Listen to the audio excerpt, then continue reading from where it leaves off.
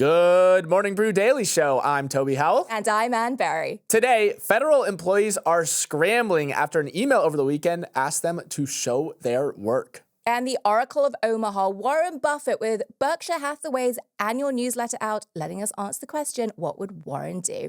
It's Monday, February 24th. Let's ride.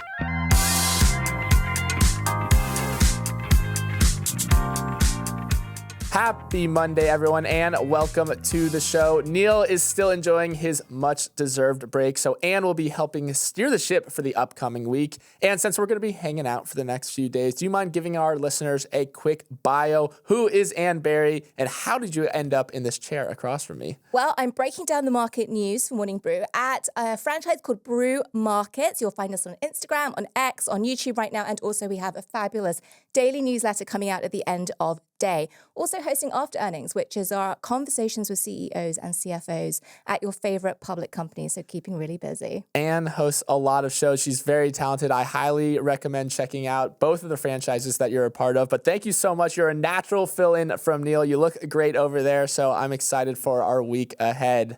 Now, a word from our sponsor, LinkedIn Ads. And have you ever been traveling abroad and seen a distinctly American restaurant? Of course, I was actually just in London, back in my hometown, and I did see a KFC, which is a delicious place, but a long way from Kentucky, Toby. There's always this dissonance when you see things pop up in places that they shouldn't be. Same goes for ads. If you're not careful, your B2B ads can wind up in front of some truly bizarre people. And that means mistakes like accidentally serving ads for, quote, cloud servers to servers at Nando's. Which is what makes LinkedIn ads so helpful. It lets you target and filter your audience by industry, company, and role, so you can cut down on ad waste and avoid a KFC in London sort of scenario. No more spraying and praying, and no more Americanized three-piece tender combos near Piccadilly. If you're interested in testing out LinkedIn ads, LinkedIn will give you a $100 credit on your next campaign. Just go to linkedin.com/MBD. That's linkedin.com/MBD. Terms and conditions apply only on LinkedIn ads. If you thought you had a case of the Sunday scaries this weekend, federal workers almost certainly had it worse. 2.3 million government employees checking their email today will be staring down a message from the U.S. Office of Personnel Management asking them to share 5 bullet points detailing what they accomplished in the last week. The effort was spearheaded by Elon Musk and came with a warning on X that any employee who fails to respond would be treated as having resigned, only adding to the uncertainty. For Elon and Doge, the email is meant to spot, quote, outright fraud from people on the government payroll who aren't actually working. But multiple agencies and unions have pushed back, instructing their workers to hold off on hitting that reply button. New FBI Director Kash Patel told employees not to answer, saying the Bureau would use its own procedures to review employee performance. NOAA and NSA employees were told the same. The State Department is also on the no reply train. The email told employees to respond by 11:59 p.m. Eastern Time tonight. So as that deadline draws near, it set up a high-stakes standoff pitting Musk and Trump's attempts to aggressively downsize the federal government against agency heads who aren't sure how to proceed, and a lot of weight contained in one tiny email. So much going on. And look, this is straight out of the Elon playbook, right? He did this over at X. It was then called Twitter. He drop shipped in and said, look, this is now happening. He's done this at Tesla. He's done that at the rest of his companies. I don't think he knows any different. And it's really difficult because it's been a successful strategy elsewhere.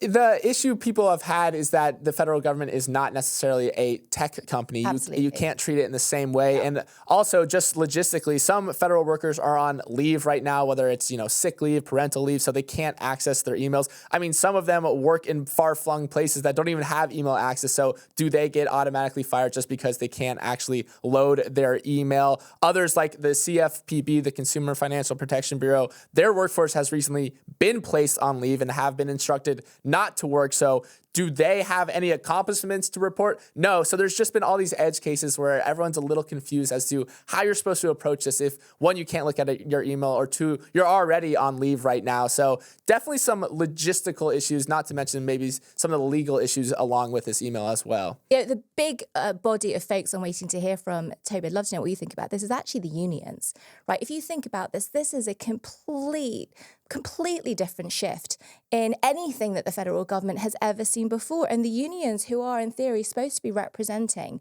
this body of workers, it'll be very interesting to see what they have to say, not just in terms of legal advice, not just in terms of the interpretation of what's going on, not just in terms of what the agencies are saying, but what the unions actually advise people to do. I think it's going to be really critical here. According to most federal employment lawyers, Elon Musk can't force federal employees to resign. Attempting to do so would amount to, an involuntary termination. So workers who are affected by an involuntary termination could file a legal claim challenging that action. So that looks to be a pathway that they could obviously take. But then also, let's just take the viewpoint of what, Elon and Doge and Trump are trying to accomplish with this, is that from their viewpoint, this is a very easy test you should be able to pass. If you are actually working, you should be able to, in 5 minutes, write down 5 bullet points of what you've been working on. He said on X that there was a low bar to meet it. It should take less than 5 minutes to write. And that was the same energy that he's brought to a lot of his companies, that he brought to Twitter. So yes, you can see his supporters saying, yeah, this should be something that every private sector employee has probably faced in their tenure. Why shouldn't public sector employees be faced and held to the same standards? It's interesting. Did you see that tweet go out, or I guess it's X go out last week, which was looking at Social Security payments? And Doge released a list of the dollar amounts of payments made according to recipients and their ages. And some of the ages of those recipients were like 200 years old or something. And their point was, we're just trying to go after ways in which to identify fraud really, really quickly. It feels as though this kind of goes in the bucket of we're trying to figure out, if no one responds from an email address, does that mean that worker doesn't exist? But the way they're going about it, to your point, Toby, just feels like he's not just going to break glass, right? Run fast and break things. It feels like there's more at play here at the moment. That is the one thing that we'll kind of end this story with, is that the unanswered question here is, if you get, 2 million responses to an email, what do you do with that? That is millions of emails flowing in with millions of, bullet points. So just, again, I go back to the logistics. It might be tough to actually deal with this flood of emails that do come in after, CC the entire federal government on one single email. I want to see if they will get together and no one replies. Right? What happens if everyone just cabals? It's like a prisoner's dilemma. Exactly. Yeah. No one responds. Let's talk about Berkshire Hathaway. So for our next story, Warren Buffett shared his annual letter to Berkshire Hathaway investors on Saturday and shared that the holding company's earnings saw an incredible 71% surge in Q4 and that their cash stockpile grew to a record-breaking $334 billion. The reason? Well, it was the insurance part of their portfolio, mostly Geico, that saw a large rebound. Insurance underwriting had a 302% jump from the year earlier to $3.4 billion. Berkshire also did warn that the Southern California wildfires will lead to an estimated pre-tax loss of about $1.3 billion. That's hitting 2025 numbers, though, not next year. Now, Berkshire Hathaway, Toby, is known to hold on to large amounts of cash for flexibility and future investments. But that current number of $334 billion is raising some eyebrows. In his letter, Warren Buffett said, despite what some commentators currently view as an extraordinary cash position at Berkshire, the great majority of your money remains in equities. Buffett went on to say, shareholders can rest assured that we will forever deploy a substantial majority of their money in equities. Buffett also touted Berkshire's record $26.8 billion tax payment and told the government to, quote, spend it wisely. The surge in earnings reflects the strength of Berkshire's core businesses rebounding, while the cash pile certainly gives them that flexibility for a big move. Toby, there was a lot in that Oracle of Omaha's annual letter. I've got it printed out in front of me, actually, because there was just so much to go through.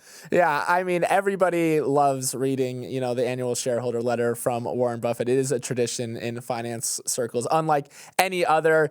The cash pile is always something that grabs headlines because it just continues to grow bigger. Remember, his cash and treasury bills is sitting at $330 billion plus right now. But I do like that he was like, chill out with all this cash pile talk. I know you guys love writing headlines about this, but again, the vast majority of our company is tied up in equities. He still, very much believes in equities as, the path to growing Berkshire Hathaway.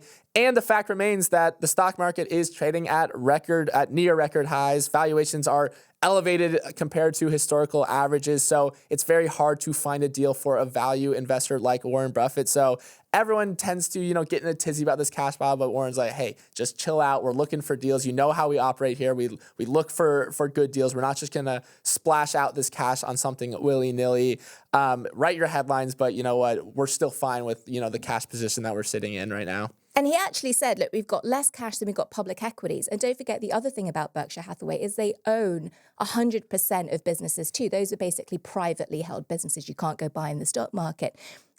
Couple of things that really struck me here, Toby. Did you see that line in the shareholder letter saying 53% of our investments, our companies had earnings down? And actually, I went back and looked at exactly how they broke it out.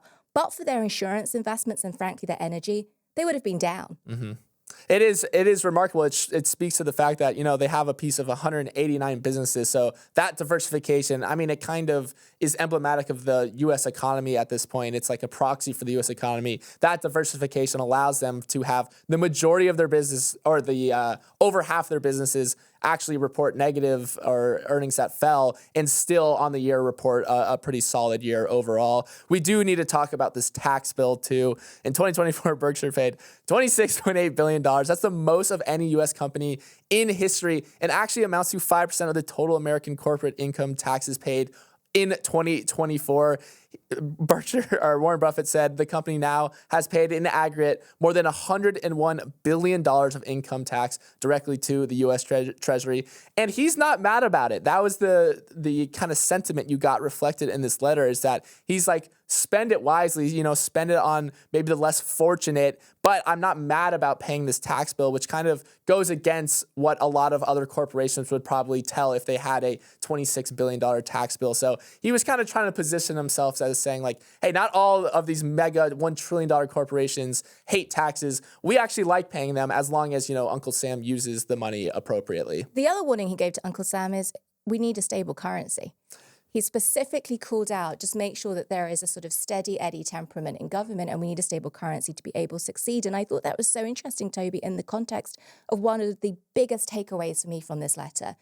Warren Buffett went out of his way to say, we are investing in Japan. Yes. See that? He loves Japanese trading houses. He thinks they're undervalued compared to kind of Western counterparts. He loves them because they kind of check all the boxes that Berkshire Hathaway wants to check. They're cash-generating businesses. They have this very strong global presence. They have steady dividends. They're very conservatively managed. And so that is just something that Berkshire loves. That's music to their ears. And they have been down a little bit in recent months, these Japanese trading houses, which just backing up a minute, these are these massive conglomerates that handle everything from global trade, resource procurement, logistics, investments across multiple industries. They're very diversified. And he says that these Japanese positions are ones that they'll hold for decades. So again, all of the positions that Berkshire usually takes are, held over a long time frame. So these Japanese trading house positions are no different. After 2 years of insane demand for the active ingredient in injectable weight loss drugs, semaglutide, the FDA has declared the shortage over. Ozempic, Wegovy, and other drugs in the blockbuster category have been in short supply around the world as their popularity has skyrocketed. When certain medicines face shortages, the FDA can make it possible for other companies to make their own off-brand copycat versions of brand name drugs.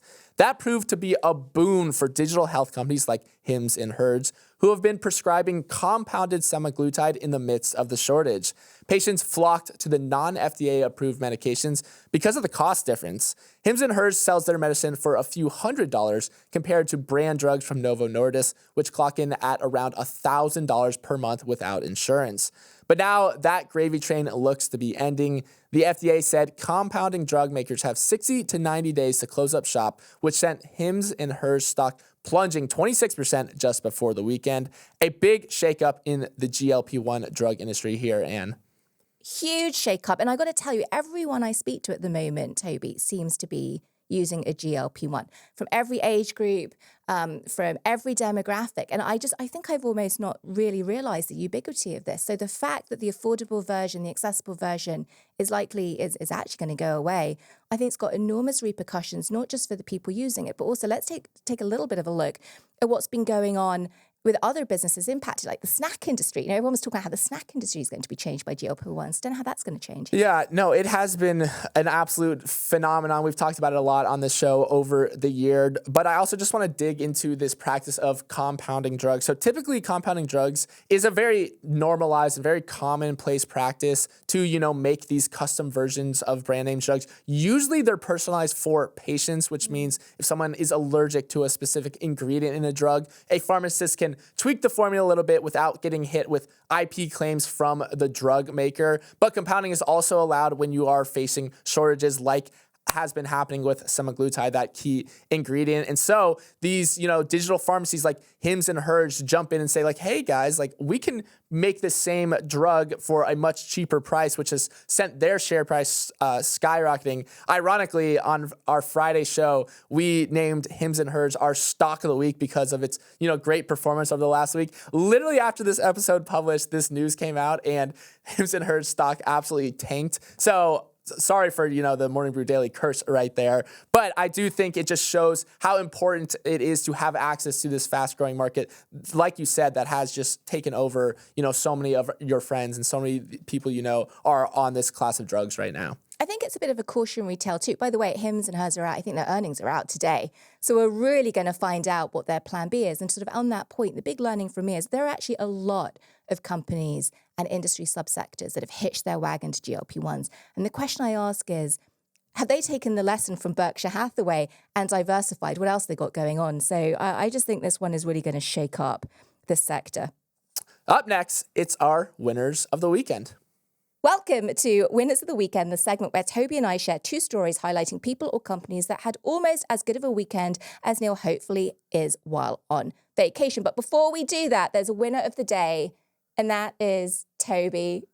Hey, Toby, it's your birthday. Happy birthday. I knew something like this was coming. The control room put you up to this, but thank you. And, 28 years young, it feels like right now. But thank you for the birthday wishes. What are you going to do to celebrate? Oh, probably play a little golf, go out to dinner with my girlfriend. The usual, keep it low key. All right, we're going to bring in cake for you every week because it's going to be the week of Toby's birthday.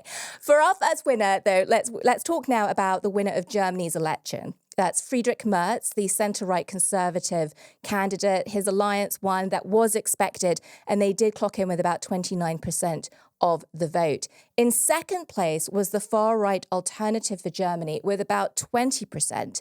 Now, this election is going to have a large impact potentially on Germany's economy, which has been struggling for the last few years. Soaring energy prices have impacted manufacturing since Russia invaded the Ukraine back in 2022. And that, coupled with the rising cost of living, increasing migration and green energy regulations, have caused public and businesses to pause, leading to the call for reforms in the policies that Friedrich Merz and his party have run on. Now, one of the first items the new government will address is the country's debt brake, which is a rule enacted in 2009 that actually limits government borrowing by controlling the budget deficit to cap it at 0.35% of the country's gross GDP, massively below other places like the US, for example. Now, the winner, Friedrich Merz, prefers to retain the debt brake and wants to instead reduce social benefits and downsize government employment, also supporting tax cuts and social spending. So, Toby, Germany's economy is certainly in a precarious situation right now. I was reading over the weekend, it's technically been in recession for the last 2 years. So we're going to have to see how these new policies will impact their standing as a country and on the global stage. But when you saw this news hit, what was your first reaction? I mean, the big winners here were the political fringes in Germany. I mean, the far-right AfD party doubled its vote share from the last election in 2021, received about 20% of the vote. But also, Merz is the big winner as well. Let's talk about who he is. He's actually a corporate lawyer that is a multi-millionaire, far richer than most of the other, chancellors that Germans are used to. He's held pretty big positions at numerous corporate boards. Most notably, he is actually the chairman of has been the chairman of the German arm of BlackRock, the big U.S. investment firm. So he was seen as the more economically literate candidate, which is what Germany wants right now. They have been teetering on the edge of a third recession in as many years. Germans are extremely pessimistic about the economy right now. In a recent survey, only a quarter of people judge the economic situation to be good. So the vibes are incredibly dour and bad in Germany right now. And Merz has said the business model of this country is gone. The manufacturing powerhouse that it used to be is being threatened by China, being threatened by these low-cost, automakers too. So there is a lot on his plate, and he wants to attack it by, reduction of taxes, reduction of bureaucracy, and, cutting down on the welfare spending as well. It's a very similar policy to what we're hearing in other places. And, when I was looking at these results come in, one thing that really struck me is I wonder if there is another winner here. And is that other winner Elon Musk? Do you remember this election? He was going all in on AFD, which came in at number 2. Is this just another example of where the omnipresent Elon can really move mountains? Yeah, I mean, if you look through his Twitter feed, or X feed, he has absolutely been pushing the AFD party as well. So absolutely, you could consider this a winner. Although Merz's government has said that they don't see themselves working with the AFD going forward. They are going to try to build a coalition without the AFD party there. So still some questions to hammer out. They're still trying to, form a government here that can attack some of these big economic issues that Germany has been facing. My winner of the weekend is facial hair, not because I suddenly gained the ability to actually grow a beard in my 28th year, but because the New York Yankees are finally reversing a nearly 50-year-old policy allowing its players to grow some facial furniture. Now the Yankees have long had the most famous grooming rule in professional sports. The team requires players to be clean-shaven and only allows mustaches, no beards, no long hair past the collar. The tradition dates back to 1973 when its owner, George Steinbrenner, implemented the rule as part of his vision for a disciplined corporate-style team identity.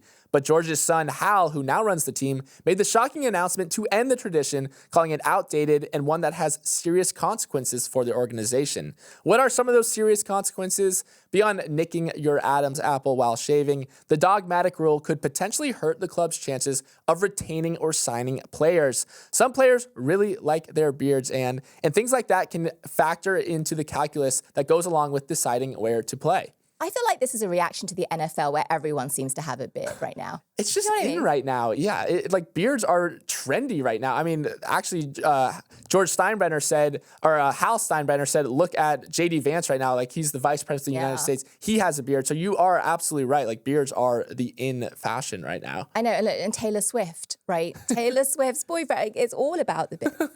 I mean, I thought you were going to say Taylor Swift has a beard. I was like, I wasn't going to say that. That is news to me.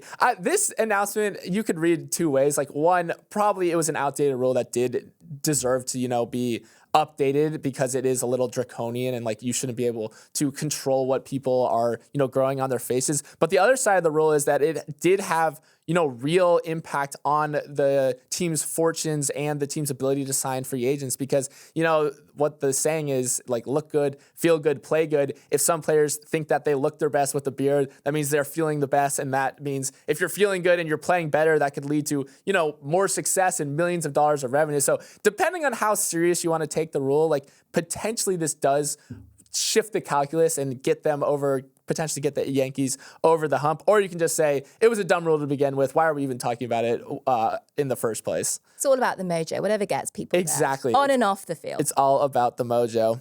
Now let's see what the week ahead has to offer other than hopefully some warmer weather here in New York.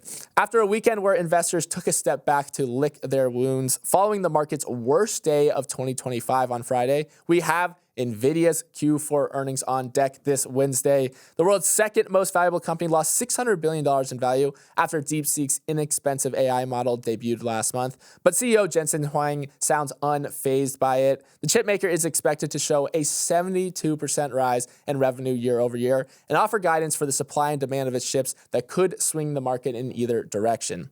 This is going to be a big one. Have you got your NVIDIA watch party attendance lined up? That's what I was thinking. I feel like we missed peak NVIDIA earnings. Did. It was a few months ago, the watch parties were in, but now, we're not seeing triple digit growth anymore. Still, I do think that whatever guidance it gives about how it sees, demand for its chips going forward, that does influence the market. We saw when DeepSeek went out, it led to a huge market wipeout. So I think that it still has the power to, shake the market, even if we're not, lining up at bars to do a watch party these days. Well, before DeepSeek, do you remember everyone was talking about NVIDIA sort of going all in on quantum computing? I'm really curious to see this go around. Do they double down on that narrative and say, look, don't worry about what's going on with the regular chips. Let's see what's going on quantum, because not everyone bought that. So we'll see how that changes. The Fed's favored measure of inflation, the PCE price index, is out on Friday. Consumers are currently walking on eggshells when it comes to inflation. Americans' expectations for inflation over the next 5 years is the highest it's been since 1995 due to the looming threat of tariffs against key trade partners. That lack of confidence, coupled with a hot inflation report, may present a dangerous concoction for investors and consumers alike. I thought the treading on eggshells thing was a reference to avian flu and the egg shortage. Was that intentional? That was intentional. Everything we do here is intentional. I caught it. Are you impressed that I caught it? I'm impressed, and I hope the listeners caught it as well. Finally, what feels like the longest and most problematic Academy Award season will come to a conclusion on Sunday night. ABC is giving everyone an early start time of 7 p.m. Eastern for a second year in a row, so no one has to lose sleep over Conclave absolutely sweeping the field. Conan O'Brien is charged with manning the ship for 3 hours in his role as a first-time host for Hollywood's biggest night. And any early Oscars predictions? Oh, I think it's an open field. I don't. But I think Conan's going to do great. Jimmy Kimmel's not hosting this year, which I was sad to see. He's done a good job usually in the past. He's done a good job. I'm excited for Conan as well. We were talking about Conclave beforehand. That, I think, was both of our favorite Best Fiction. That's the only one I saw, so I think that is by default my favorite. But did you see any of the other ones or just Conclave? I didn't see any of the other nominees, but it's one of these things where I'm really curious to see how the streamers do. Right, that they have absolutely swept the board. The other one I'm watching is A24, which seems to have won like every award for every movie it's done over the last couple of years. So sort of looking at those two. There you have it. That is all the time we have for today. And thanks again for jumping on, and excited for a great week of shows ahead. Let's roll these credits. Emily Milliron is our executive producer. Raymond Liu is our producer. Olivia Graham is our associate producer. Uchenna Nwogu is our technical director. Scoop Dardaris is on audio. Hair and makeup forgot the password to their work email, so it's been so long since they've logged in. Devin Emery is our chief content officer, and our show is a production of Morning Brew. Great show today, Toby, and we'll see each other tomorrow.